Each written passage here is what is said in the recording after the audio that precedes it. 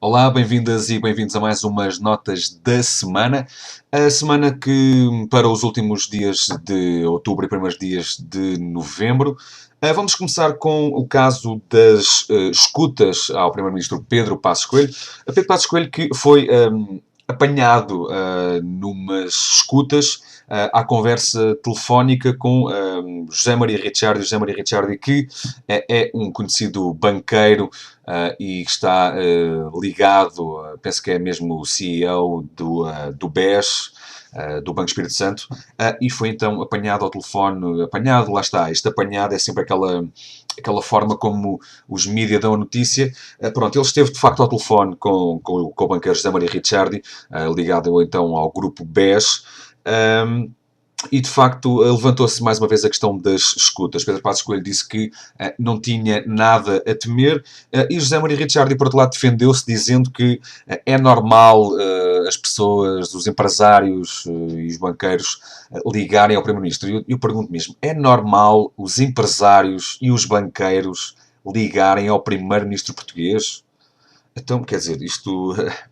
O cidadão comum não pode ligar aos governantes para lhes pedir o que quer que seja, não é? Existem ferramentas legais e democráticas para esses fins, como sejam as petições e como sejam outras questões legais e por via democrática, e não parece muito legal, por assim dizer, que haja esta promiscuidade entre a finança, entre o negócio e a política. Mas pronto, lá está. O país não é nosso, o país é das elites, é dos grandes grupos económicos, e os políticos continuam a ser uns verdadeiros fantoches na mão destes grupos transnacionais, estes grupos financeiros internacionais, e esta elite financeira que continua a gerir o país, sendo que os políticos apenas o que fazem e os governantes é seguir as vontades, as indicações destes grupos para perseguir a persecução destes seus melhores interesses, destes grupos, que e que continua a ser o que temos assistido. No caso... nós assistimos claramente à pressão de um banqueiro ao Primeiro-Ministro, portanto, se a coisa não é grave, então não sei o que é que será grave, mais grave do que esta promiscuidade.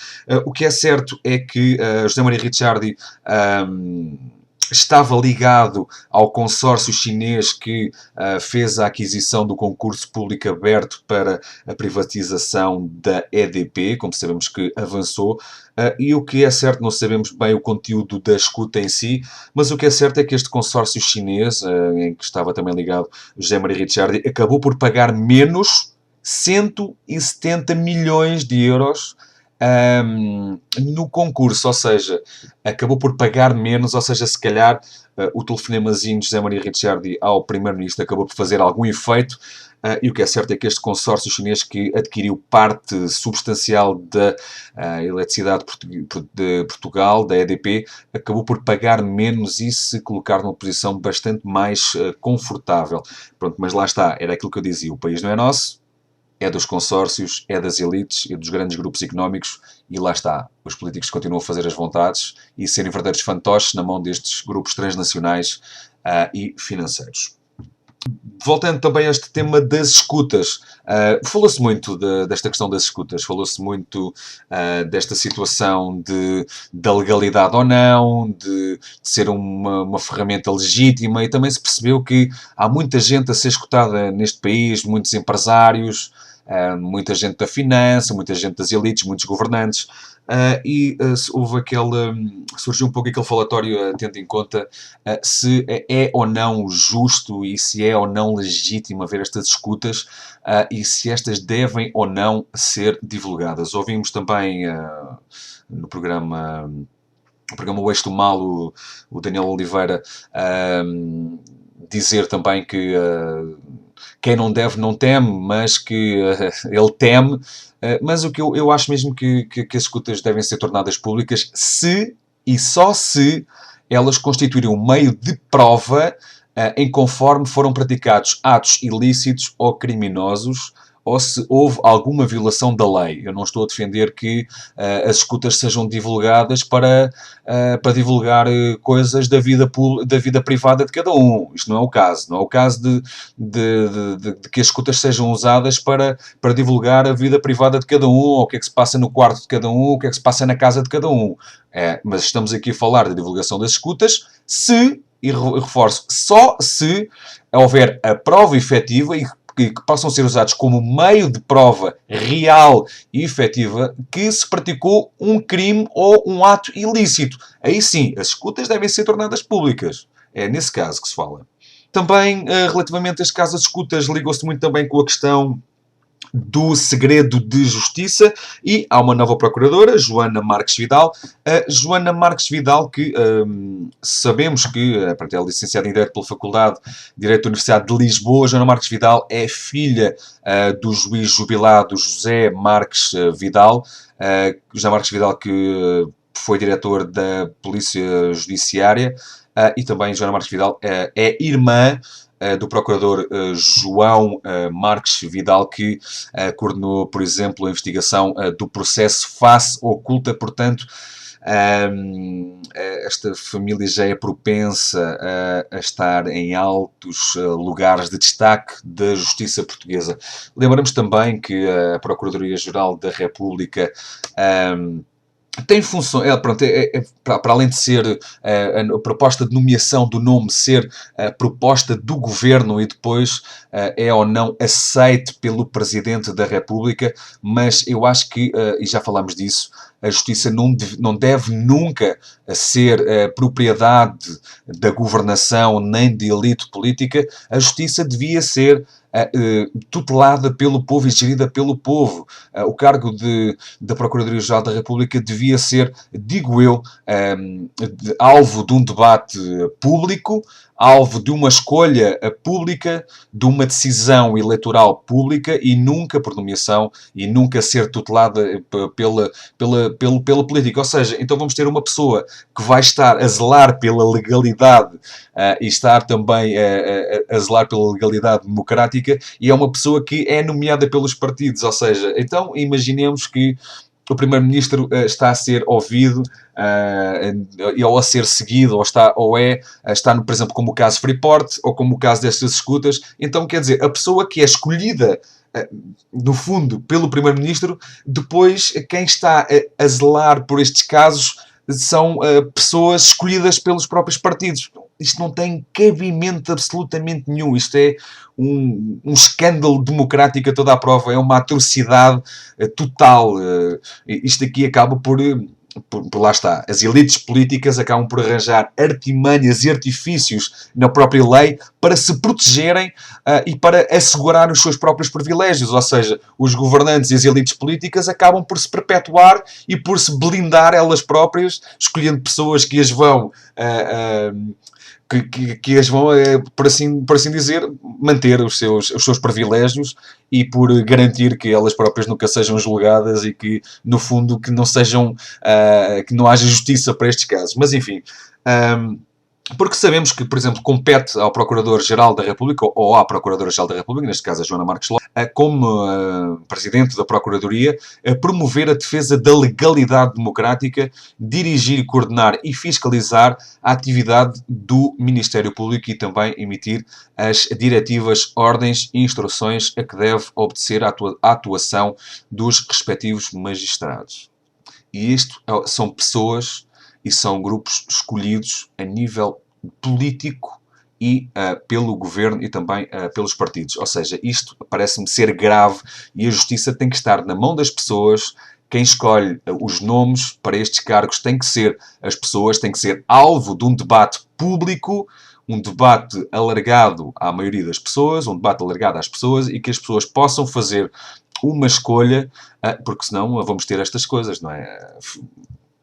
Esta família, como acabámos de ver, está altamente ligada aos altos cargos e aos altos lugares de destaque da justiça portuguesa, e lá está, escolhidas por partidos, escolhidas por governo, que depois vão acabar por ter acesso a processos e por estar também a tutelar processos onde podem estar pessoas que as escolheram para os próprios cargos. Isto parece-me muito perverso e também muito negativo. Sabemos esta semana também que a mítica revista Newsweek vai deixar de ter a sua edição em formato de papel e vai dedicar-se exclusivamente ao online. Portanto, é um caminho algo perigoso e que nos deixa a questionar-nos sobre o que é o futuro do jornalismo e se é ou não democrático que assim seja, se é assim uma consequência dos tempos, é uma consequência desta nova realidade, da adaptação do jornalismo a estas novas contingências, este novo ditame ao futuro, será que é uma adaptação a esta nova realidade? Mas também nos começamos a interrogar-nos, porque assistimos cada vez mais a este binómio do país novo e do país velho, e será que este país velho, que ainda é a maioria da população portuguesa, será que ela tem acesso à internet? Será que ela pode abdicar da informação porque deixa de ter acesso à edição em papel, e deixando de ter acesso à edição em papel, logo deixa de estar informada, logo deixa de estar esclarecida, logo deixa de participar deste conhecimento e da informação. E é um caminho muito pouco democrático e muito perigoso, e que pode levar para a ignorância ainda maior, votar ainda mais à ignorância e ao afastamento da realidade desse tal país velho. Portanto, é um caminho muito perigoso e muito pouco democrático. Portanto, é também uma função para quem quer acreditar nisso, no caso dessa responsabilidade do Estado enquanto garante da democracia, o papel do jornalismo ou a função profissional do jornalista enquanto agente democrático para contribuir para a informação e o esclarecimento democrático da população. Portanto, deixando de haver as publicações em papel ou deixando de haver canais abertos ou uma rádio pública ou uma televisão pública, isto pode nos levar para caminhos perigosos de asfixia democrática por via das pessoas deixarem de ter acesso ao conhecimento ou pelo menos à informação e estarem esclarecidas sobre a realidade. Portanto, é um caminho muito perigoso. Dizem-nos que deixa de haver opção pelo papel porque não há dinheiro, mas não há dinheiro. Isto é um argumento que é comum, é um argumento que é transversal. Não há dinheiro para a educação, não há dinheiro para a saúde, também já não há dinheiro para o jornalismo, já não há dinheiro para os jornais. Bem, e esta questão do dinheiro, quer dizer, é sempre o argumento que é o entrave. Este argumento do não há dinheiro é sempre o entrave para uma sociedade livre, para uma sociedade democrática. Não há dinheiro, então acaba-se com tudo. E não pode ser. Se o dinheiro, se esta falta de dinheiro é um entrave para uma sociedade livre, uma sociedade justa e uma sociedade democrática, então vamos ter que pensar em alternativas a esse modelo capitalista, porque este modelo capitalista, afinal de contas, é que nos está a impedir de termos uma sociedade justa, livre e democrática. Portanto, vamos ter que arranjar uma alternativa a esse sistema capitalista. Esta é a única conclusão que eu vejo e a conclusão a que eu chego.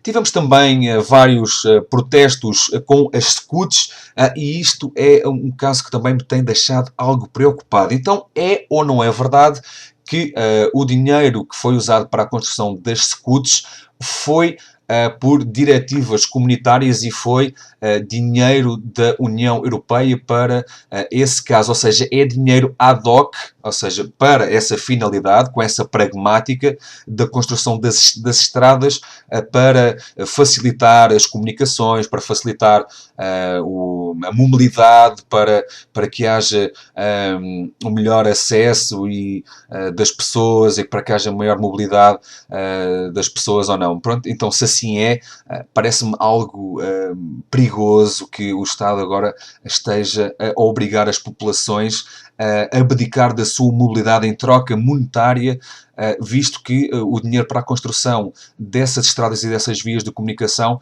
veio da Europa, ou seja, foram estradas construídas com o objetivo de proporcionar às populações um acesso à mobilidade e desta forma o que se passa, obrigando as populações a terem que pagar, quer dizer, acabam por dizer às pessoas, não, vocês vão ter que ficar em casa, vocês não podem ter as vossas empresas porque vão ter que ficar fechados e as vossas empresas não podem funcionar porque vão ter que pagar para que as vossas empresas funcionem, para que os vossos hotéis tenham gente, para que os vossos filhos possam ter acesso a uma educação melhor noutro tipo de sítios, ou seja, vocês vão ser obrigados a estar fechados nas vossas casas e que as vossas empresas acabem e vocês deixam de poder ir visitar outros sítios e este paternalismo praticamente policial do Estado que obriga as pessoas aquela máxima americana do stay home, stay safe, que é muito duvidosa. Isto obrigar as pessoas pela via económica a terem que ficar isoladas e privadas da sua afirmação, quer económica, por via da sua liberdade económica de exercer profissões, e etc., e obrigar as pessoas a ter uma mobilidade mais reduzida e esta perversidade a criar-se essa tal elite económica que essa sim pode viajar, pode ter as empresas porque tem dinheiro para se poder deslocar, tem dinheiro para poder aceder à cultura, à comunicação, a ter acesso a todas essas coisas que esse tal país menos rico ou que não tem capacidade económica a ter que ficar em casa, a não poder ter negócios familiares nem negócios pessoais porque não tem dinheiro para haver comunicação e assim também essa asfixia ao turismo, pronto, quer dizer, é um assassinato a esse país interior, a esse país cada vez mais esquecido e a contribuir cada vez mais para essa desertificação compulsiva do interior e esse país a duas velocidades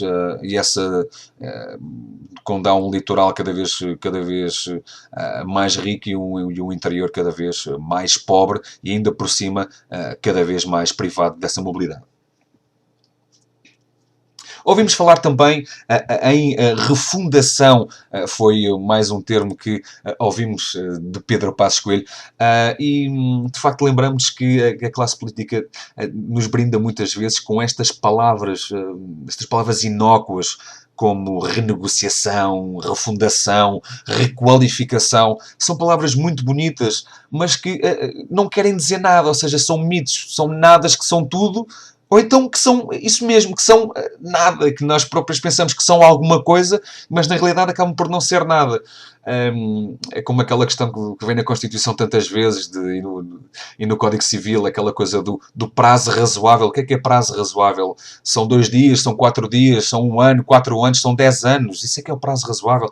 O que é a requalificação de uma área urbana? O que é dotar de novas funções, requalificar, dar novas qualificações. O que é que isso quer dizer? E o que é dizer refundar? Vamos fundar outra vez? Vamos reconverter? O que é que significa refundar?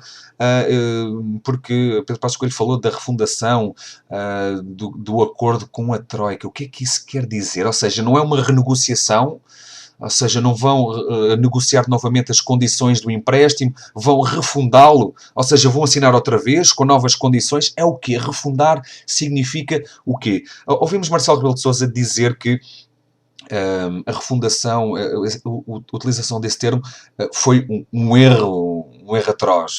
Bem, pelo que eu sei de Marcelo Rebelo de Sousa, ele até devia estar feliz porque Marcelo Rebelo de Sousa é tão defensor dessa psicologia do discurso político.